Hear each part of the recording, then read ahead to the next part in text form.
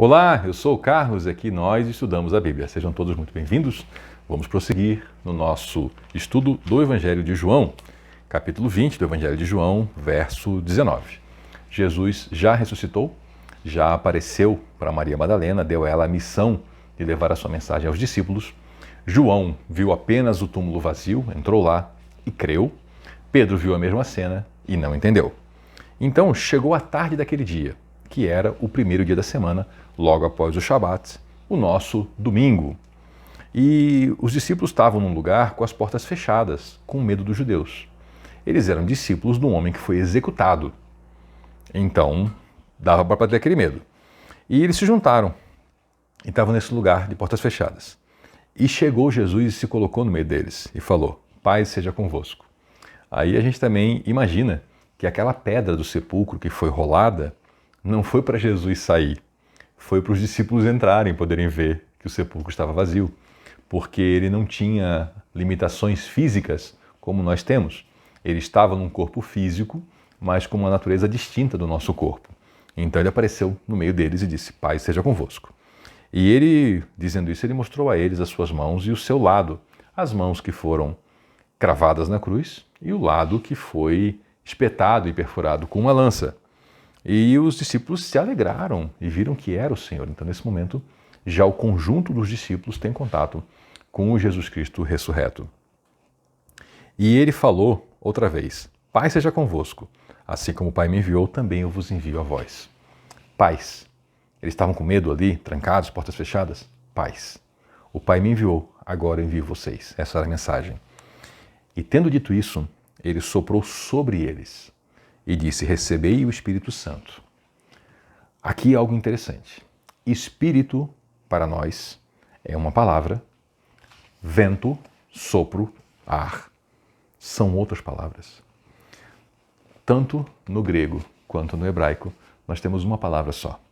Ruar no grego, pneuma, ruar em hebraico, pneuma no grego, indicando o vento santo, o sopro santo, o Espírito Santo. Então, Espírito, nessa cultura, era um sopro. Porque Deus, lá no começo da criação, soprou vida naquele boneco de barro e fez dele um homem.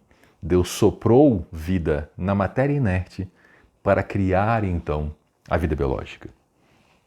Nós vemos mais tarde, lá no profeta Ezequiel, um vale com ossos secos, que eles se reconstituem e formam novamente corpos humanos, corpos completos, até com pele e tudo, mas não tinham vida. Então soprou sobre eles o vento de Deus, o Espírito de Deus. Eles tiveram vida. E aqui é essa ideia. Ele soprou e ao soprar falou: "Recebam o vento santo, recebam o Espírito Santo." E aqui ele fala uma frase muito importante, que aqueles a quem perdoares os pecados serão perdoados e aqueles a quem os retiveres serão retidos. Jesus Cristo está dando para os seus discípulos, para a sua igreja, a obra, o serviço, o encargo de levar a sua palavra ao mundo e de perdoar ou reter. De que forma isso deve ser compreendido?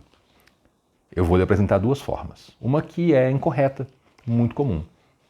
Pessoas se enchem de soberba e acham que elas se tornaram então juízes e elas podem então tomar decisões a respeito da relação dos outros com Deus. A gente que acha que eles são a conexão entre outra pessoa e Deus, inclusive que eles podem tomar da pessoa essa conexão, tomar essa bênção, e que teriam então uma carta branca de Deus. Quando nós lemos o Evangelho como um todo, que é o que estamos fazendo aqui, nós já entendemos, por exemplo, que orar em nome de Jesus é orar conforme o caráter de Jesus, conforme o jeito dele, conforme as intenções dele. E ele, então, quando deu esta comissão a eles, que é esse mandado, esse chamado de perdoar ou reter, isso aqui é uma carta branca ou é dentro do corpo, que é a segunda interpretação, né, do corpo do discipulado e da orientação de Cristo e do modo de agir de Cristo? Para mim, e creio que para você também, parece bem óbvio que essa orientação deve ser seguida segundo o modo de Cristo. E Cristo nos ensinou em diversos lugares, também lá no Evangelho de Mateus, quanto ao perdão e como tratar a pessoa, até mesmo aquela que não se arrepende. Então, quando fala aqui perdoar ou então não perdoar, é uma relação de declarar a absolvição ou não. A pessoa que está arrependida, buscando então ser perdoada, não cabe à igreja ou a qualquer liderança da igreja dizer assim, não, eu não vou perdoar o seu pecado. Está em desacordo com as Escrituras e com o ensino de Jesus. E a pessoa que se achega à igreja e diz, quero fazer parte, quero estar no corpo de Cristo, quero estar inclusive na liderança, quero estar no movimento, mas o que eu fiz e está feito e não me arrependo. Não cabe à igreja, não é direito da liderança dizer assim, tudo bem, os teus pecados estão perdoados. Não, isso deve ser retido. Não. Não há arrependimento, não haverá perdão. Mas veja que a igreja apenas está declarando para a pessoa, conforme o espírito, o caráter e o ensino de Cristo. Ao longo da história e até os dias de hoje, nós vemos os dois erros sendo cometidos. Nós vemos pessoas arrependidas que buscam o perdão e lhes é negado por alguma outra questão, às vezes até mesmo por interesse financeiro.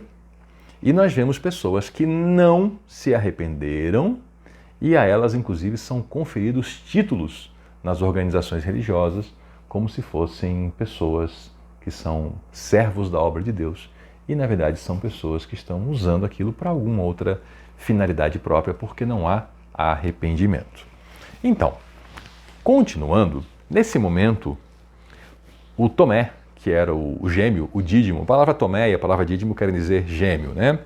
Ele não estava ali quando veio Jesus. E eles contaram a história para ele, e Tomé, eles disseram que viram o Senhor, e ele falou, olha, se eu não ver as marcas nas mãos, no lado dele, e eu não colocar o meu dedo lá, eu não vou acreditar de maneira nenhuma.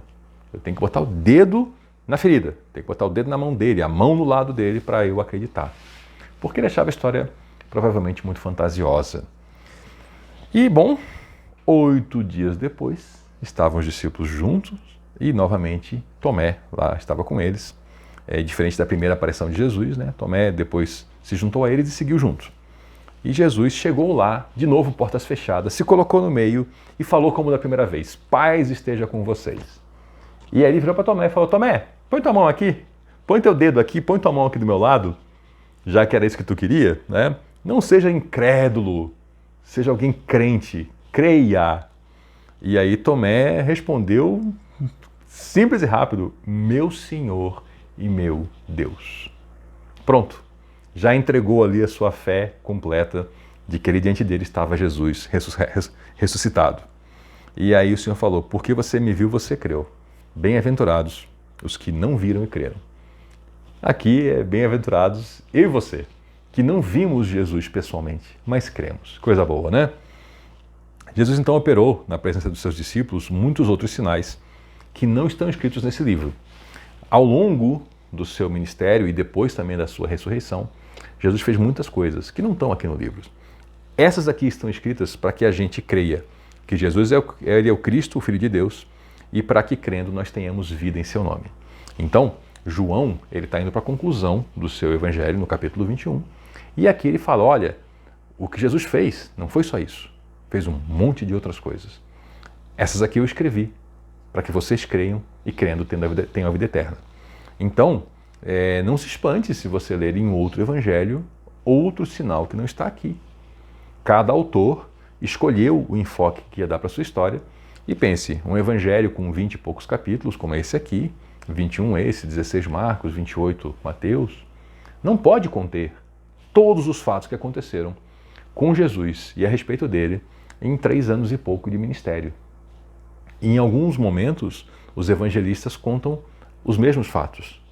Mas mesmo contando os mesmos fatos, às vezes eles contam nuances diferentes, características diferentes. Um observou mais um fato e relata o nome da pessoa, o outro não relata o nome. Tem algumas pequenas diferenças porque são pessoas diferentes relatando a biografia de Jesus. Por isso é importante ler os 4 evangelhos para ter uma história um pouco mais completa. E mais do que isso, ler o restante do Novo Testamento porque muitas coisas também são reveladas e explicadas ao longo do Novo Testamento. A leitura da Bíblia ela deve ser um contínuo na sua vida, todos os dias e para todos os dias e para sempre, para ir absorvendo o conteúdo e conhecendo melhor sobre Jesus Cristo, sobre seu caráter, sobre a sua relação conosco, sobre a nossa relação com Ele, com o Pai, com o Espírito Santo e com os outros. Com isso a gente consegue entender e servir melhor e estarmos dentro desse corpo que é o corpo de Cristo, que é a sua igreja.